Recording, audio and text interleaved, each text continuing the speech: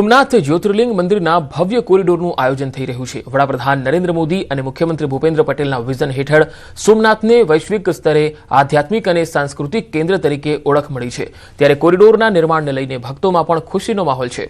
આ પ્રોજેક્ટ અંતર્ગત ઐતિહાસિક સ્થાપત્ય શૈલીને જાળવીને સમુદ્ર દર્શન પથ, આધુનિક ભોજનાલય, गेस्ट हाउस और विश्वस्तरीय पार्किंग जेवी आधुनिक सुविधाओं विकसाववामां आवी रही है। लाइट एंड साउंड शो और आधुनिक संग्रहालय द्वारा सोमनाथनो गौरवशाળી इतिहास जीवंत बन्यो है। सोमनाथ में विविध प्रकल्पों निर्माण थी स्थानिक स्तरे रोजगारीनी नवी तको उभी थशे, तो साथे ज गीर सोमनाथ जिल्लो वैश्विक पर्यटन नक्शा पर वधु मजबूतीथी उभरशे। आ कोरिडोर प्रोजेक्ट भारतनी अडग आस्था, सांस्कृतिक वारसा और आधुनिक विकासना संगम समान बनी रहेशे। तो गीर सोमनाथ में आवेल सोमनाथ ज्योतिर्लिंग ज्यां भव्य कोरिडोरનું निर्माण થયું છે, એટલું જ નહીં સાથે સાથે અહીંયા આધુનિક ભોજનાલય પણ છે। પીએમ મોદી અને સીએમ ભૂપેન્દ્ર પટેલના વિઝનથી આ તૈયાર થઈ રહ્યો છે કોરિડોર અને પર્યટન ક્ષેત્રે એક મજબૂત સ્થળ તરીકે ઉભરી આવશે।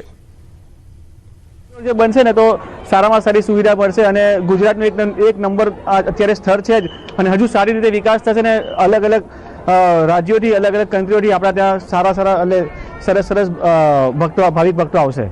જ્યારે આ કોરિડોરનું નિર્માણ થશે ત્યારે ખૂબ જ વિકાસ થશે। અહીં નવું રેલવે સ્ટેશન પણ અત્યારે તૈયાર થઈ રહ્યું છે।